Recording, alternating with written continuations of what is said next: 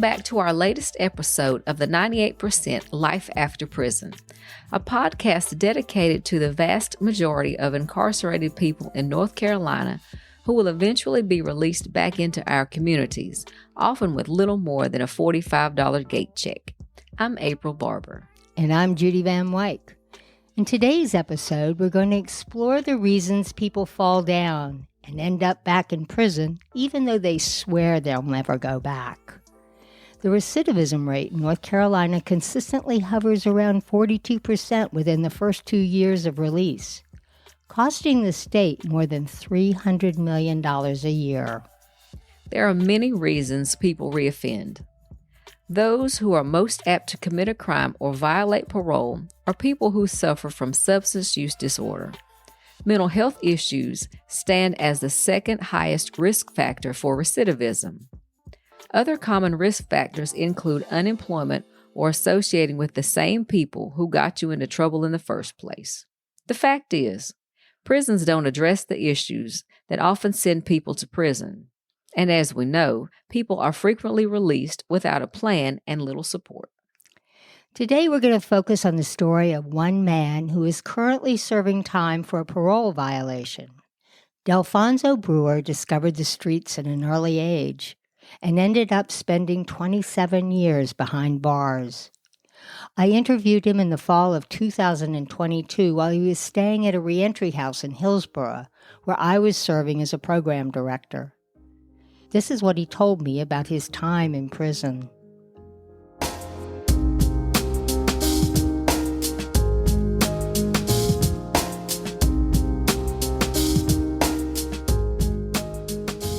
Delfonzo, you spent 27 years in prison. Can you tell me, you were in the federal system, right? Yes, I came from the state of North Carolina and ended up in the federal because I had two separate crimes that didn't run together, and after one was finished, I had to start the other one, yes. But altogether, it was 27 years, yes. Can you tell me, what are your memories of that, and what were your biggest challenges in prison? My biggest challenge was to be able to make it back out to society. Yeah, my biggest scare was to make it through before I could come back out. Yeah. Can you say something more about that? Well, being in prison, you have to change your behavior. You can't have the behavior you have from the street or from the world to the prison. You can't have prison behavior to the street. So you have to adjust. And while you adjust, sometimes your behaviors have to adjust. It's a lot of gang violence. There's a lot of police brutality. So you just have to try to make it through all of that in order to come back out to society. So that was the biggest challenge, was survival, right? Survival, yes. Survival was the biggest challenge. There was times I didn't think I was going to make it back out, from the beginning to the end. You get caught up and you have to pick a side of who you belong to.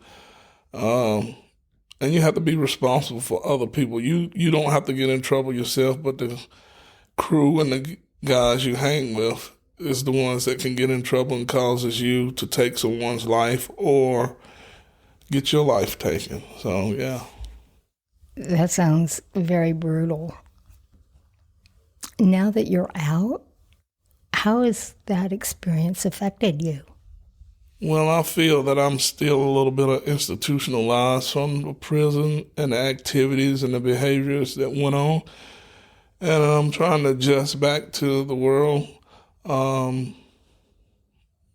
Actually, I think I'm doing pretty good for the time that I've done, but yeah, I still have some characteristics that I need to work on. I have dreams of stuff that went on in there. I don't like crowds of people because when you're in prison, crowds, always stuff happens. I've been walking in crowds with guys that have gotten stabbed in the neck and the blood has skidded all on me. I've been in stuff where my guys and other gangs have fought, and been into it with the COs and officers also. When you're scared, you be handcuffed and they just spray you and just beat you and just, throw you back in the cell. I've been subject to a lot of racism throughout the prison system. I've been called the N-word by officers, lieutenants, captains. Asked me what I'm going to do. Yeah, they said it, and ain't nothing I can do. And just horrible activities that I wouldn't wish on anybody to go through. So you have to set your goals and try to stay to yourself and behave the best you can. And you can be a God and Christian person, but you can't let people still take advantage of you. So you have to stand up and try to show behaviors that you don't really supposed to do, but you have to do that in order to survive. And you also spent time in solitary. Can you talk about that? Yes, solitary confinement. I did 3 years one time in solitary. I was losing my mind. I started hallucinating, talking to myself, thinking people was talking. I was also in there by myself in the cell. I've been in solitary again for another year. So I probably spent maybe 6 years of my 27 years in prison. I'm in a solitary confinement. It's no place I wish for nobody to go. They just treat you any kind of way. It's nothing you can do, nothing you should say. Just whenever they ready to let you out, back in the population, that's what they do. Guards don't watch you when you're in there with another cellmate. You can be in there and get taken advantage of, raped, extorted, all type of stuff. So you have to really be careful. So in solitary, you weren't always alone in a cell. No, in some you have 2 to 3, including yourself, make the third person. They have 3 bunks. Sometimes they'll throw you in there and just give you a mat. If it's only 2 bunks, put another person in there if they're overcrowded. You got 1 toilet, 1 sink for everybody. Was this in the federal system? Yes, federal system. In our state system, in close custody, we have 1 person per cell. How do you feel that has affected you now that you're on the outside? Well, I'm just so glad that I don't never want to be a part of it again. But yes, it affects me because in some of the things I do positive, those thoughts and things always come back to my head. No matter how I try to forget them, that's always there. So, and it causes me to shiver sometimes and go out of space, and just get chills, And you live through trauma and that so much that you actually think it's a normal life, but it's not. So when did you get out of prison? I got out on October the 3rd of this year, 22. And what has life been like since you got out? Well, I've tried to enjoy myself, but things are a little faster. Technology is more faster. I'm just trying to learn and live a productive life. What's the hardest thing for you? It's trying to catch back up too fast, getting frustrated, and being released out of prison and just thrown back into the world and you have nothing. I've dealt with that, and that's still probably a little issue for me, but I've tried to work. I've tried to do the right things and still having troubles and complications, but, that comes with the work, though, I guess. But, yeah, just the way the prison just releases you back in the world and tell you, hey, just get out and you're on your own. It's scary. Can you just tell us what kind of help you have gotten since you've gotten out? Well, I have received help from a reentry house, and when I had nowhere to go, I did receive that help until I got somewhere to go. I have gotten food stamps And I also had a re-entry counselor help me get clothes and food. At one time or another, she helped me get that. So yes, I did receive some kind of help from somebody. What kind of help would you like to receive that you haven't gotten? Yeah, I would like to get my driver's license and just be set up with somewhere or something I could do in order to make my life more easier than have to worry about will I be kicked out or can I pay my light bill or, just get set up where I wouldn't have to, worry about, trying to do any crime or anything, commit to go back to prison. You were recently diagnosed with a condition. Would you care to talk about that, or would you prefer not to? Which one, the medical or? Yeah, I was diagnosed with sarcoidosis. It's called a lung disease, which affects the lungs. It's not contagious or nothing, but it's more in African Americans than others. They don't have a cure for it, but they treat it with steroids. But then again, steroids mess with your immune system and your bones up. So I'm stuck with one or the other. I caught that in '08 in South Carolina, Edgefield Federal Prison. You did have a job, and your condition, can you tell us what happened with your job? Yes, I had a job working, but it was too heavy for me. My lungs wasn't keeping up with the air that I was breathing, and I couldn't do the work, so I had to quit there. What was the job? It was delivering doors and loading doors and windows to the truck, toting them. And yeah, my lungs would give out before I could complete the job task. So how do you see your future, and what are you hoping for? Hoping to live a long time and stay out of prison and just live life to its fullest. Is there anything that you would like to be able to do?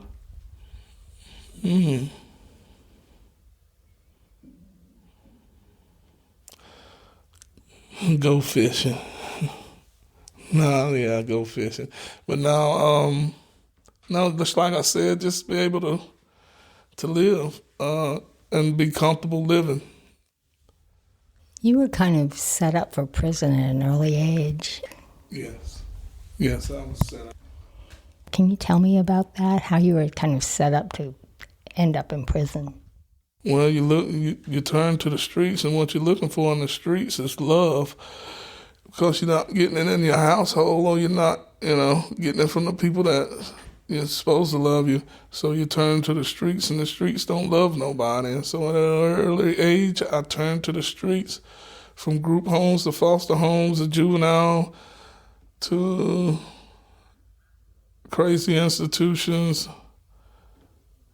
And the next one was prison. And where was your family? Well, my mom and dad had died at an early age, and I was left with grandparents, and then the social services took custody of me and tricked them out of signing the custody over to them. And I was young and got taken away from my neighborhood, and I didn't too much like that. And just was rebellious and had issues and problems that I should have gotten help for and didn't, and grew up and got a prison sentence. Okay. Thanks for talking to me. Delfonzo, I really appreciate this. You're welcome. Thank you.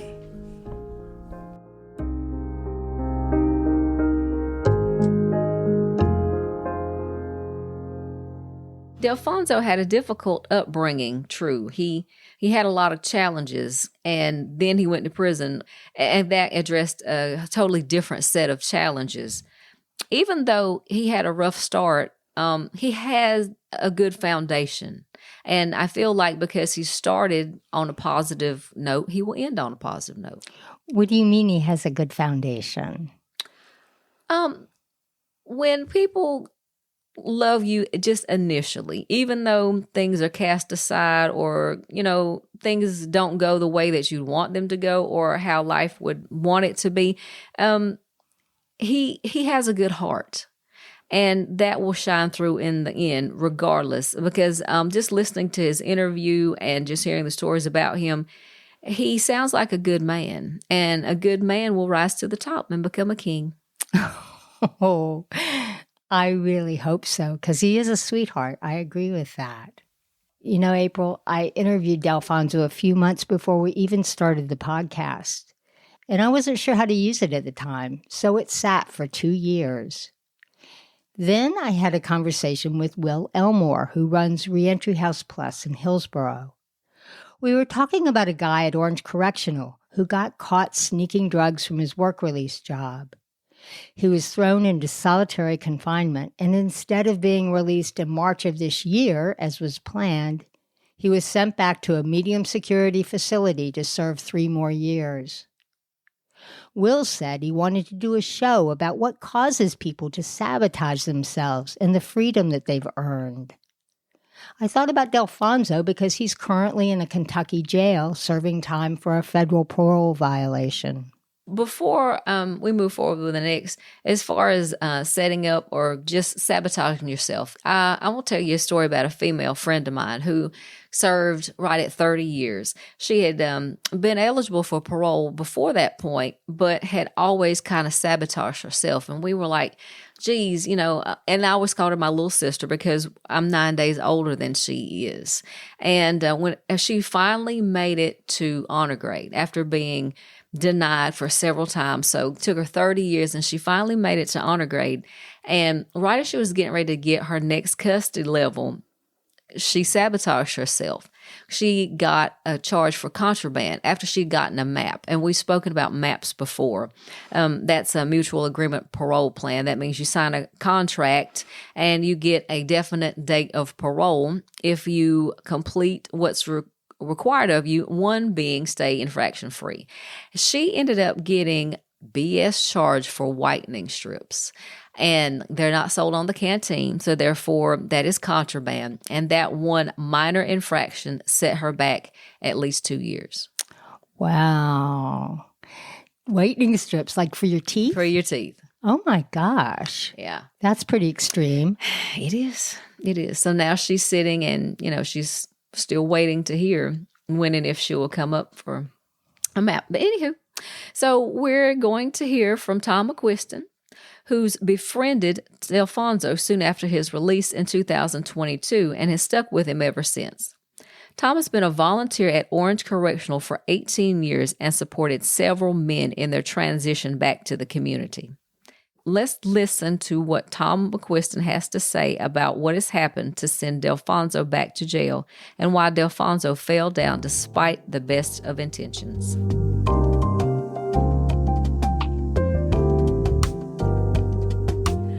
How do you know Delfonzo Brewer? Delfonzo was somebody who was kind of sent to me by a friend who was a childhood friend of Delfonzo's in Siler City, North Carolina. And my friend Jimmy told him to come to Hillsborough so he could avoid going back to Siler City, and he told him to look me up. You've kept up with Delfonzo. Can you tell me about his decision to move out of the transition house, and what was the reason that he told you that he did that? Yeah. He came to me one morning. He and I met many Friday mornings along with other folks, but so we talked often as he was transitioning. He was in the reentry house in Hillsborough, and he said, I'm thinking about leaving the house and moving in with a woman who lives on the other side of Hillsborough. And what do you think of that? And I told him, well, you could, from where you are now, go visit her anytime you wanted.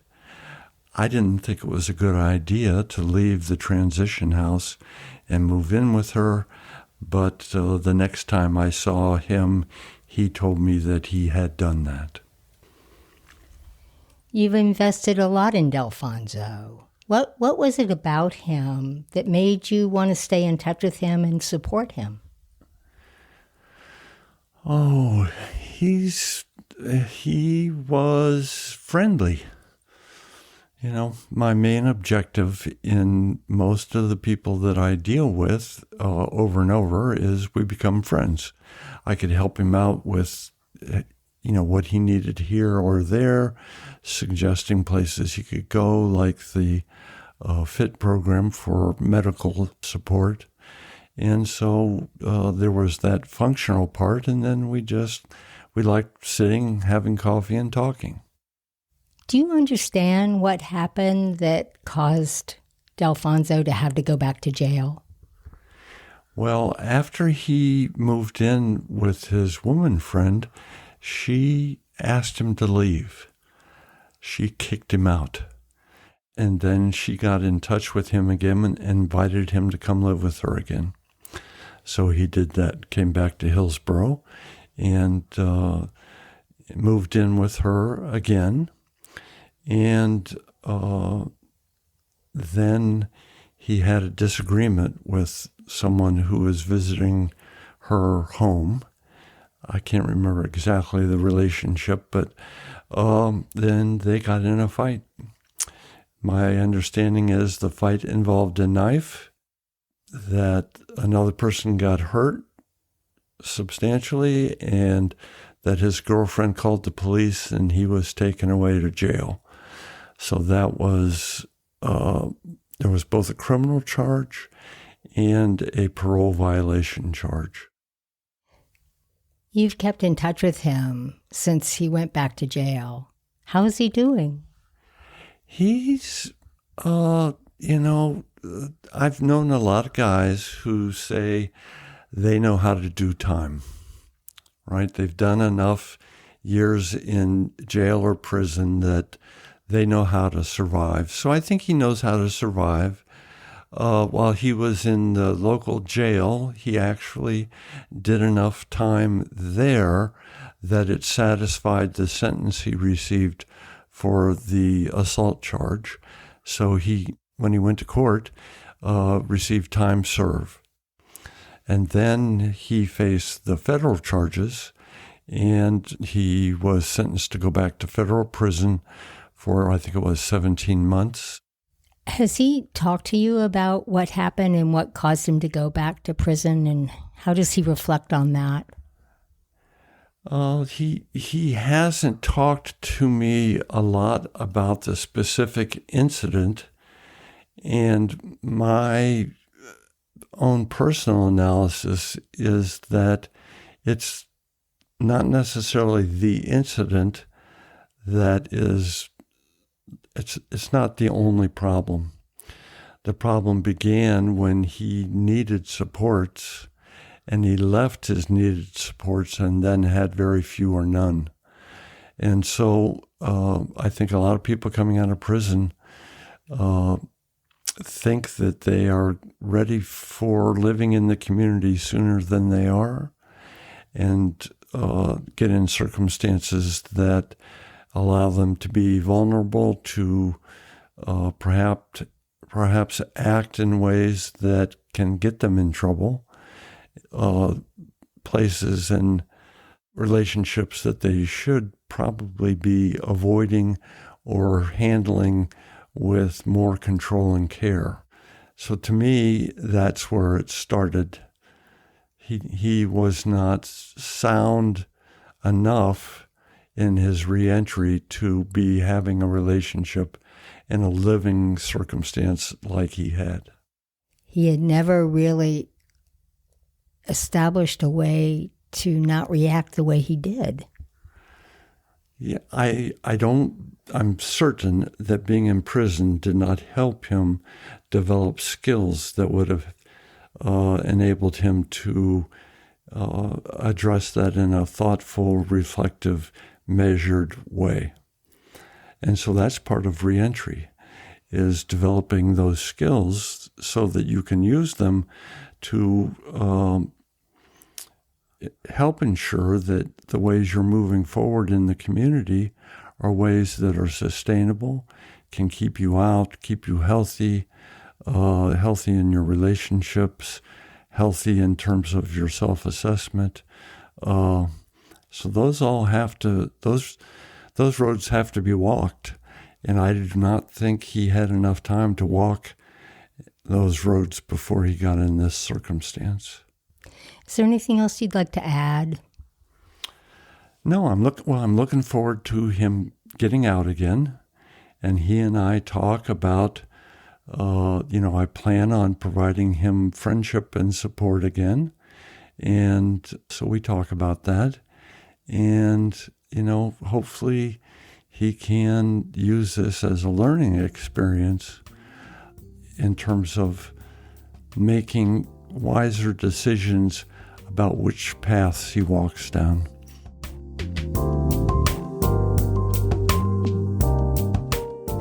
Tom has been a good friend to Delfonzo. They talk on the phone at least once a week, and Tom sends him money for commissary.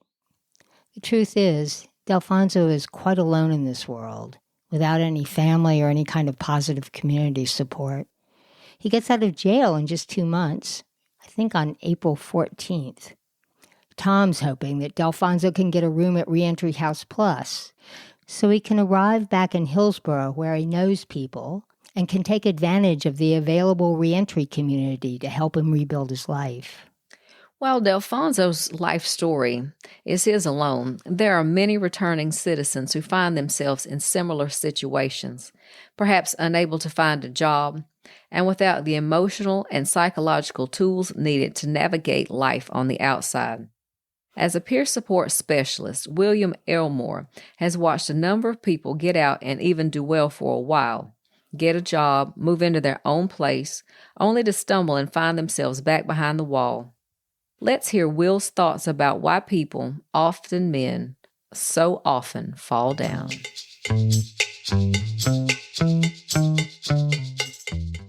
So you've run a reentry house since 2021 when it opened, and you've supported a lot of people in their transition back to society.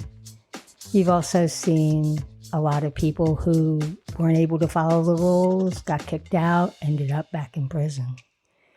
From your observation, what do you think the single biggest reason is that people fail and go back to prison? Most of the people that I serve in transitional houses are males. And I think one of the most popular reasons why people go back to prison, people fall down, is because they want so bad to assimilate in a way that they describe as normalcy. Meaning, in this culture, this American culture, normalcy is maybe a house and a family, a car, maybe a dog, a good paying job. Those are the pillars of wanting to seem normal. I know so many guys who haven't put the work in to even understand what none of those things really mean. They just want to have those things. Because if I attain those things, I made it. I'm back. I might not get a house, but I want to get a place, apartment. I may not be able to get a Tesla, but I want to get a Toyota. I may not get a job downtown at some executive building, but I got a job at, I'm a manager of Walmart. So when I'm listening to guys' dreams and ambitions, and I look at where they land, and I ask them how do they feel about that, they all say, I feel like I'm putting my life back together and I feel like I've made it. And when I ask them, well, what were the kind of the hiccups before you went to prison in the first place? They say it was either drugs or associating with people that were in the streets in some kind of violent or criminal way. One of the two or both. And I said, what are you doing not to drift back into that? They usually say, oh, I've outgrown it, or I'm good, or I'm over it. And I say, nah, you just been away from it for whatever amount of time you've been in prison. Have you really kind of got your hands on that and tackled it and addressed it? And they say, nah, I'm good. And they think they're good because, like I said in the beginning, they associate good with the things I described. Being able to pay rent at a place, being able to finance a car, or maybe pay for it outright, and be excuse me, being able to get a job.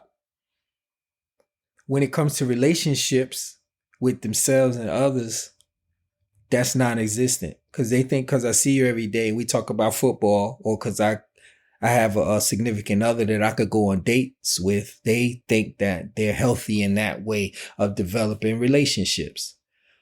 By and by, though, in time, when they do leave the transition house and they kind of get out of that bubble and they get off on their own, that other stuff that they didn't tend to comes out. Because now you got idle time. You don't have somebody you sharing a space with that can kind of see you. When you share space with somebody, you tend to wash your hands after you use the bathroom. Because we talked about that. You're self-conscious, or you are conscious that somebody may hear that you use the bathroom and they're waiting to hear you run sink water to see if you wash your hands. There's a lot of scrutiny that way.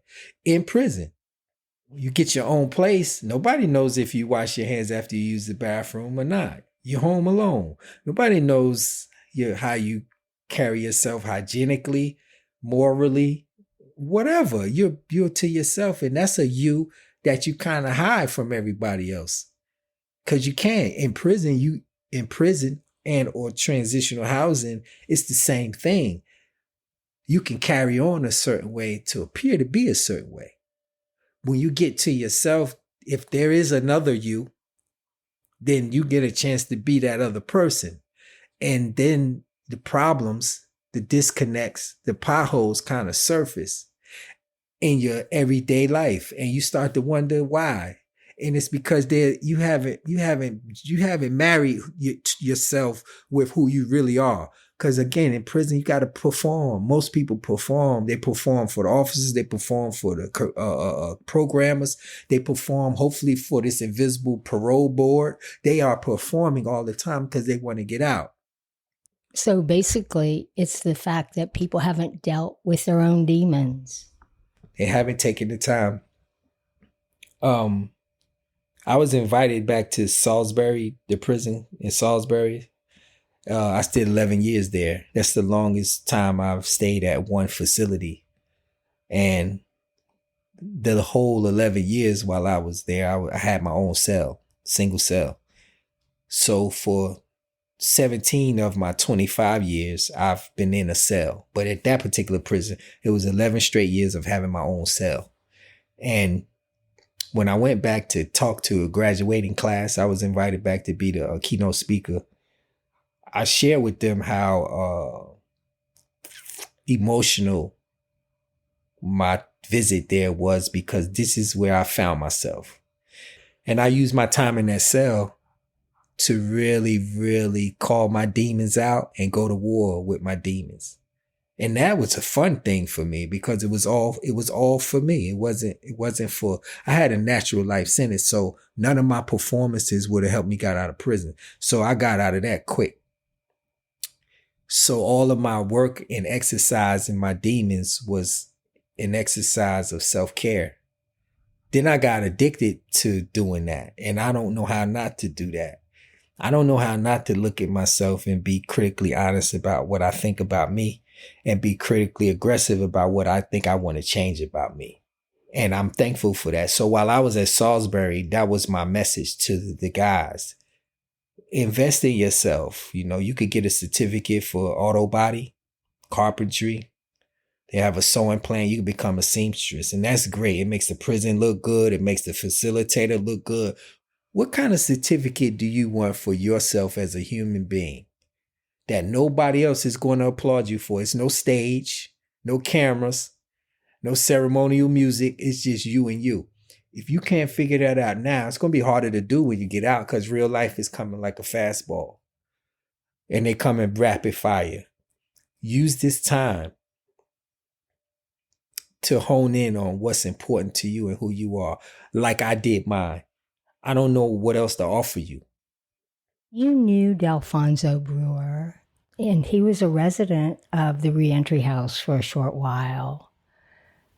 How well did you know him then, and what happened to him that he fell down? I didn't know him well. I knew of him. And here's what I noticed about him. I watched how this guy cross the threshold, entering the transition house, whether he went to work, whether he went to the store, whether he went outside for a walk. Every time he crossed the threshold coming back into the transition house, he immediately went into a certain posture. And that's the same posture you'd go into in prison. When you come off the yard, right? This follow me. The yard is like a park, right? You go to the yard, you walk laps, you jog, you lift weights. You're free. When you come back into the living quarters of the prison and you cross the threshold of the door, you conform into the guy you think you need to be around all these other guys. So you put that armor back on.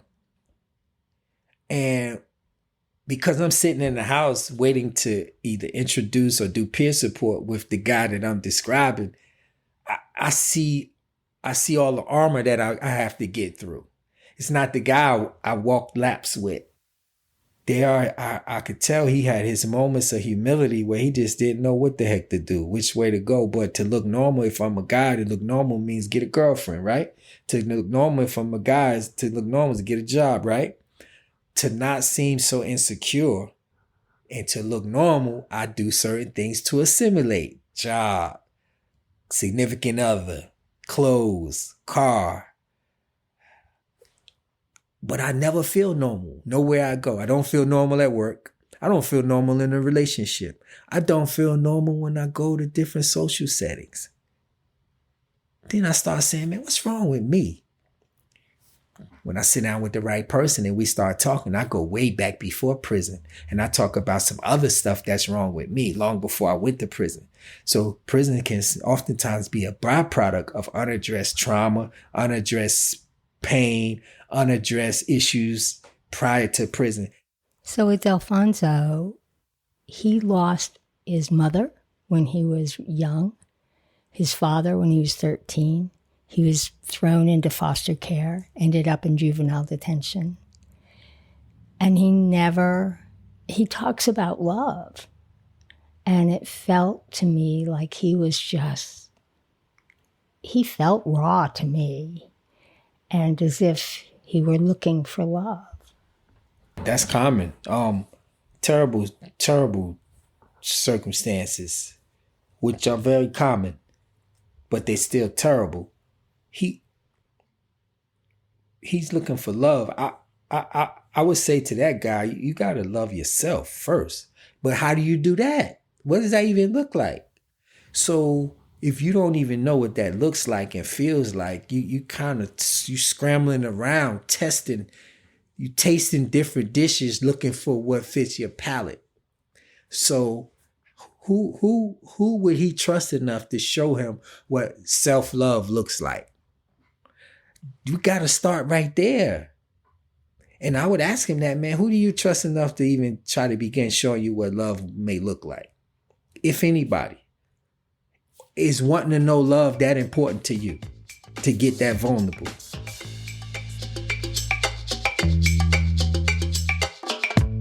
I think it's important to let you know as the audience that I had Delfonzo listen to the conversation I had with Will to make sure he was okay with what we said about him.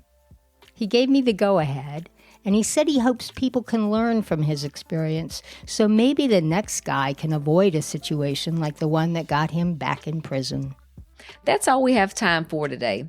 Join us for our next episode when we meet Brian Scott, who did 20 years in prison and now runs a statewide nonprofit that provides badly needed resources for reentry. Until then, check us out on our Facebook and Instagram, where you can find useful resources and see some of the amazing artwork done by some of the guys at Orange Correctional. If you'd like to reach out to us, you can email us at 98%.lifeafter@gmail.com. Until next time, this is the 98% Life After Prison.